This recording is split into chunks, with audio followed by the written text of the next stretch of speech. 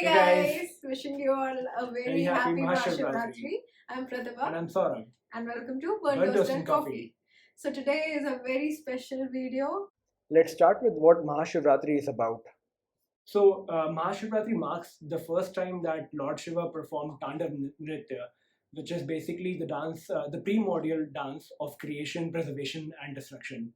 It is through this dance that Lord Shiva saved the world from destruction. Also, it is an occasion where Lord Shiva and Goddess Parvati got married, and in the yogic tradition, Shiva is revered not as a god but as the Adi Guru, the very first guru with whom the science of yoga originated. And that is what our entire video is all about. On occasion of Maha Shivratri, we want to share with you a very special trip which we recently took in January. That we took for her birthday, which was on 30th Jan, and it was a surprise trip for her. So I took her to her favorite cafe, Roastery, and that is when I told her regarding this trip that we are taking. Actually, we were taking this trip the very next morning.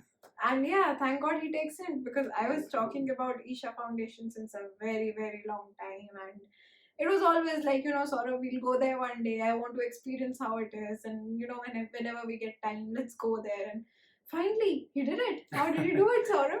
Yeah, so first things regarding the booking. So I googled how to book. I got a number from the website. I called them. Then they gave me this website, link in description. We can just go and look at the various room options that they have. And the room range from very basic rooms to luxurious rooms as well. And if you take our suggestions, do not think about which room you're going to get, because you're there to experience the yogic lifestyle and just take in the peace and calm of all the surroundings, the surroundings that you're in, basically. So yeah, so we reached the airport, and from the airport we got to know there are two ways we can reach the ashram. That is, one, via take a just Uber or a cab right outside the airport, and you'll reach there, which costs, as it is like a 1.5 hour drive. So the cabs might cost you around 1100 to 1500 depending on your bargain skills, but they are quite adamant in that price range. Or you can go to a nearest bus stop, which is Gandhipuram. And you can take a bus. I think every half an hour there's a bus which goes directly to the Isha Foundation. And we'll put up a link in description where you can find the timetable of the bus. Yeah. And the journey from the airport till the Isha Yoga Center was really beautiful, and it was very comfortable. So the other thing to consider is what to pack and regarding the stay there. So first important thing to know is that when you book a stay in Isha Foundation, you cannot go outside. If you book for, let's say, 2 days, then you need to remain in the campus or the premises for the entire duration of 2 days. If you go out, then that automatically means that you're checking out. So that's the first thing. The other thing is, they have 2 meals included in your stay, which is the morning meal and the night meal. Yeah. And it is served in a very particular timing, so you have to reach that particular hall in that time, before the time, actually 5 minutes before the time. Actually 2 minutes before. After that, the gate closes and you will have to wait till the next time they serve the meal. And then if you miss all the 2 times, then you might have to take help of whatever is available in the convenience store. Right. And the way they serve the meal is also very beautiful. There is this hall where you sit on the floor, and they provide you very delicious meal. So though it's a sattvic bhojan, but it is very healthy and very tasty. And yeah, we loved the meals there. Apart from this, there are cafeterias inside the ashram and outside the ashram, so food is never a problem. Yeah. Second thing to know is that once you book there, you get to know that what kind of clothes you need to pack. So clothes basically covering your elbows and knees is what they ask everyone to pack and everyone to wear. Also, just be in the most comfortable clothes you can be, like cotton or anything which makes you comfortable and makes you covered, and because you're there to just enjoy the environment, to meditate, to know what exactly is going on within you, to chant Shiv mantra, Adiyogi mantras, and yeah, it's very beautiful. Also, one thing which they have is they do not allow photography and videography. Yep. So the moment we reached our room, we saw there's a big board which actually says that either you leave your phones inside your room or you can submit it in the there are a few Locker rooms locker rooms available. available within the ashram. You just if you have any laptop or phones there, you can just submit it and yeah, just walk around the ashram. Yeah. The other thing to know is that the bedtime is 9:30, so you're not supposed to make any noise after that, because you see that everyone is in the room by that time, because you're leading a yogic lifestyle there. So you wake up early, you do meditation, and that's what you're there for. So there's strict timings around bedtime as well. The other thing is Also, it's between because it's between a forest, so it's better you don't go outside your room in the dark because there are monkeys and maybe other wild animals. Yeah. So that is also one reason they ask you to be in your room after 9:30. Yeah.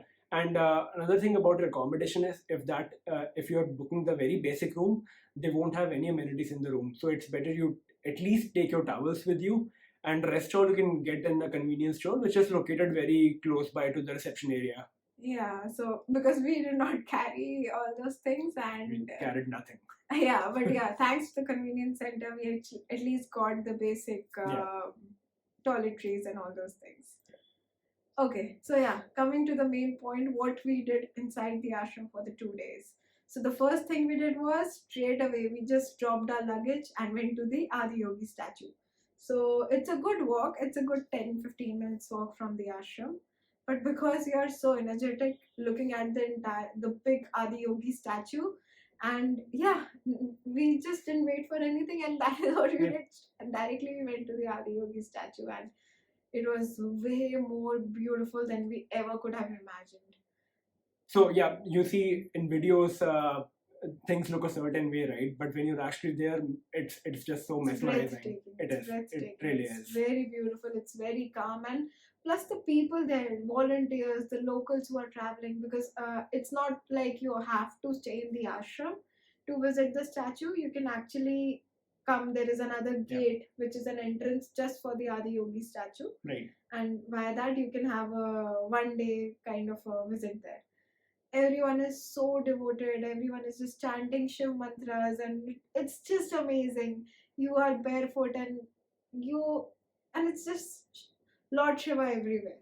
So yeah, it was that beautiful. Yeah, it's different in the sense because when you take your usual vacations, wherever you go, you will see tourists like us only who are taking photographs or videos everywhere. But here, people were actually more focused on meditation and chanting mantras, like she said.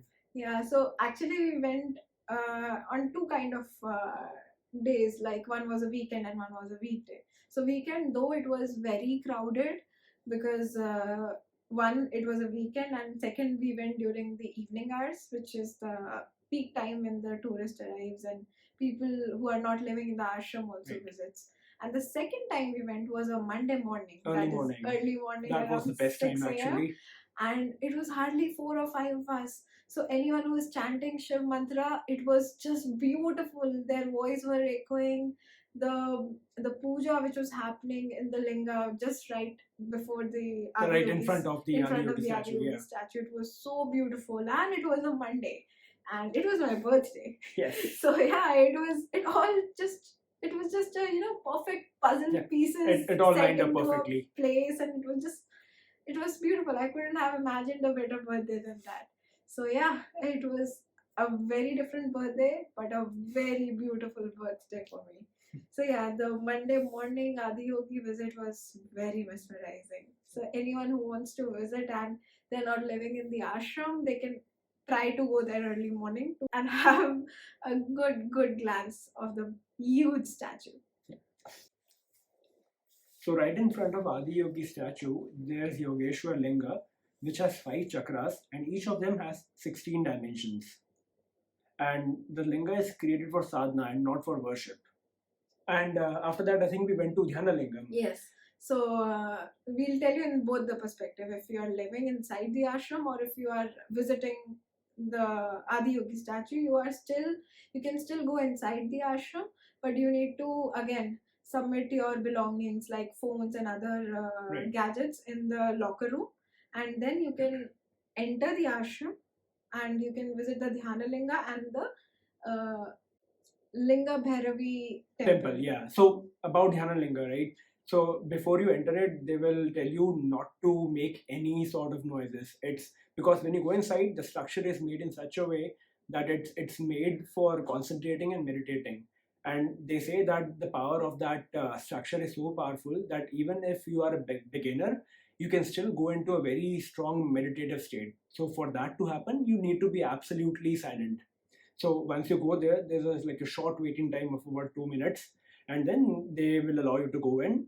And once you go in, they before you go in, actually they will give you some instructions like look at the lingam for about 2 minutes, and then for the remaining 8 minutes, just try to meditate with your palms facing upward. And there is no time bound as to you can sit only for 10 minutes, as long as you can meditate. Right. So as long as you're comfortable, as long as you can meditate, you can sit there for like half an hour, 10 minutes, or maybe an hour or so. It just depends on you, and yeah, how you take that place and how you soak in the vibes. So if you remember, Saurabh, we were sitting there for one night and we sat there for like the entire time till the Dhyanalinga got closed, and it was beautiful. It was really beautiful. And right in front of Dhyanalinga, there is a huge Nandi statue, and the statue has its own charm. I just cannot put in words. It's inside the ashram, just it is facing the Dhyanalinga, because it said if there is no Nandi, the linga is incomplete. So yeah, looking at the Nandi during the day, during the night, it was just beautiful. It was like it was so strong. It had some power which I cannot explain. Maybe you guys can go and experience yourself. But it was just amazing. It was just, yeah, I have no words. Everything there just made me happy, is all I can say. Next, we went to the Linga Bhairavi temple, where Linga Bhairavi represents the creative and nurturing aspect of the universe. The energy of Linga Bhairavi strengthens the three basic chakras, thus stabilizing mind, body, and our energy system. And the Abhishekam happens during the 3 times in a day. That is one in the morning, one in the noon, and one in the evening. Timings of each and every place inside the ashram, you can see it on the screen right now. On the screen right now. And yeah, sitting in the temple. So the temple, Linga Bhairavi temple, was also one place where we went. I especially went for a multiple times. I don't know. It had some energy that or some power, right? Maybe just positivity, and because I was just drawn towards the temple. I really have no explanation. So yeah. And this is the entrance of people who want to visit the ashram for one day.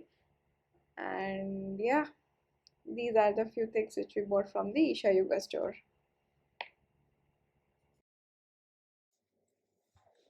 So yeah, in all, our experience for our 2 day stay at the Isha Yoga Foundation was really amazing. We'll surely go back there again. And if you guys have any queries, do let us know. Maybe we can answer you. We can help you guys in any way we could. Share your experience as well. You can add your experience in our comment section below. Yeah. So happy Maha Shivratri, everyone. And do like, share, and subscribe if you liked our video. Thank you so much.